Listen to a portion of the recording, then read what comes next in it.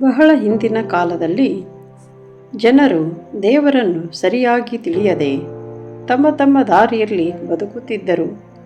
ಆ ಕಾಲದಲ್ಲಿ ಒಂದು ಸಣ್ಣ ಪಟ್ಟಣದಲ್ಲಿ ಅಬ್ರಾಮ್ ಎಂಬ ಒಬ್ಬ ವ್ಯಕ್ತಿ ತನ್ನ ಹೆಂಡತಿ ಸಾರಾಯಳೊಂದಿಗೆ ಶಾಂತ ಜೀವನ ನಡೆಸುತ್ತಿದ್ದನು. ಅಬ್ರಾಮ್ ಸಾಮಾನ್ಯ ವ್ಯಕ್ತಿಯೇ ಆಗಿದ್ದನು. ಆದರೆ ಅವನ ಹೃದಯದಲ್ಲಿ ದೇವರ ಮಾತನ್ನು ಕೇಳುವ ಮನಸ್ಸು ಇತ್ತು. ಒಂದು ದಿನ ಅಬ್ರಾಮನ ಜೀವನವೇ ಬದಲಾಗುವಂತಹ ಘಟನೆ ನಡೆಯಿತು. ದೇವರು ಅವನೊಂದಿಗೆ ಮಾತನಾಡಿದರು. ನೀನು ನಿನ್ನ ದೇಶವನ್ನು, ನಿನ್ನ ಬಂಧುಗಳನ್ನು, ನಿನ್ನ ತಂದೆಯ ಮನೆತನವನ್ನು ಬಿಟ್ಟು ನಾನು ತೋರಿಸುವ ದೇಶಕ್ಕೆ ಹೋಗು ಎಂದು ದೇವರು ಹೇಳಿದರು. ಇದು ಸುಲಭವಾದ ಮಾತಲ್ಲ. ಎಲ್ಲವನ್ನೂ ಬಿಟ್ಟು ಹೊರಡುವುದು ಯಾರಿಗೂ ಸುಲಭವಲ್ಲ. ಆದರೆ ಅಬ್ರಾಮ್ ಪ್ರಶ್ನೆ ಮಾಡಲಿಲ್ಲ. ದೇವರ ಮಾತಿನ ಮೇಲೆ ನಂಬಿಕೆ ಇಟ್ಟು ಅವನು ತನ್ನ ಹೆಂಡತಿ ಸಾರಾಯಳನ್ನು, ತನ್ನ ಅಳಿಯ ಲೋಟನನ್ನು ಮತ್ತು ತನ್ನ ಸಂಪತ್ತನ್ನು ತೆಗೆದುಕೊಂಡು ಹೊರಟನು.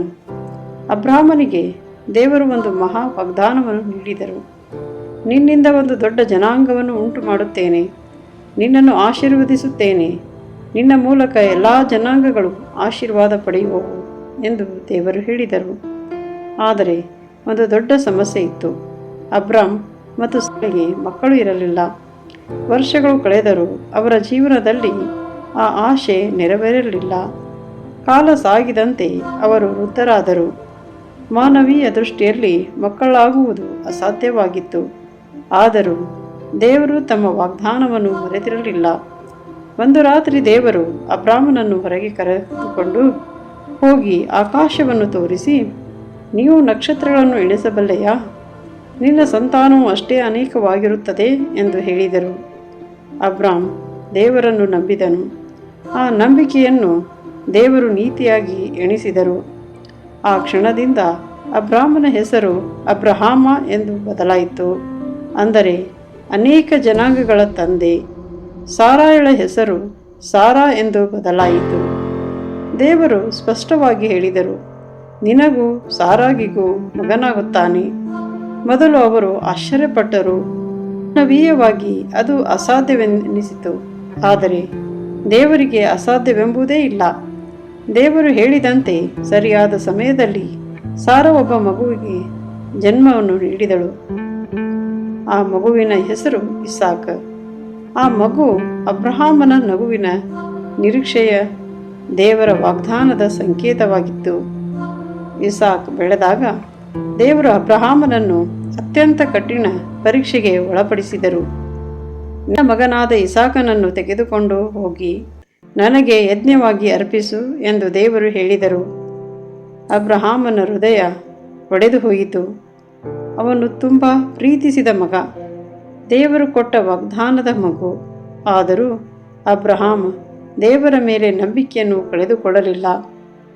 ಅವನು ದೇವರು ಏನು ಮಾಡುತ್ತಾನೋ ತಿಳಿದಿರಲಿಲ್ಲ. ಆದರೆ ದೇವರು ಸರಿಯೇ ಮಾಡುತ್ತಾನೆ ಎಂಬ ನಂಬಿಕೆ ಅವನಿಗೆ ಇತ್ತು. ಅಬ್ರಹಾಂ ಇಸಾಕನನ್ನು ತೆಗೆದುಕೊಂಡು ಬೆಟ್ಟದ ಮೇಲೆ ಹೋದನು. ಯಜ್ಞಕ್ಕೆ ಸಿದ್ಧವಾಗುವ ಕ್ಷಣದಲ್ಲಿ ದೇವರು ಅವನನ್ನು ನಿಲ್ಲಿಸಿದರು.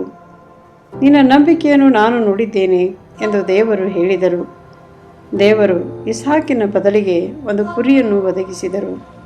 ಆ ದಿನ ಅಬ್ರಹಾಮನು ದೇವರು ಒದಗಿಸುವವನು ಎಂದು ತಿಳಿದನು. ದೇವರು ಮತ್ತೊಮ್ಮೆ ಅವನನ್ನು ಆಶೀರ್ವದಿಸಿ ಹೇಳಿದರು, ನಿನ್ನ ವಿಧೇಯತೆ ಮತ್ತು ನಂಬಿಕೆಯ ಕಾರಣದಿಂದ ನಿನ್ನ ಸಂತಾನವು ಆಕಾಶದ ನಕ್ಷತ್ರಗಳಂತೆ, ಸಮುದ್ರದ ಮರಳಿನಂತೆ ಅನೇಕವಾಗುವುದು. ನಮಗೆ ಒಂದು ಸುಂದರ ಪಾಠವನ್ನು ಕಲಿಸುತ್ತದೆ. ದೇವರನ್ನು ನಂಬಿದರೆ ಭಯಪಡಬೇಕಾಗಿಲ್ಲ. ಕಾಯುವುದು ಕಷ್ಟವಾದರೂ ದೇವರ ವಾಗ್ದಾನಗಳು ಎಂದಿಗೂ ತಪ್ಪುವುದಿಲ್ಲ. ನಂಬಿಕೆ ಇದ್ದರೆ ದೇವರು ನಮ್ಮ ಜೀವನವನ್ನು ಸುಂದರವಾಗಿಸುತ್ತಾನೆ. ಈ ಕತೆ ನಿಮ್ಮ ಜೀವನಕ್ಕೆ ಆಶೀರ್ವಾದವಾಗಿರಲಿ. ಈ ವಿಡಿಯೋ ನಿಮಗೆ ಇಷ್ಟವಾದರೆ ಲೈಕ್ ಮಾಡಿ, ಶೇರ್ ಮಾಡಿ ಮತ್ತು ಚಾನಲನ್ನು ಸಬ್ಸ್ಕ್ರೈಬ್ ಮಾಡಿಕೊಳ್ಳಿ. ದೇವರು ನಿಮ್ಮೆಲ್ಲರನ್ನು ಆಶೀರ್ವದಿಸಲಿ.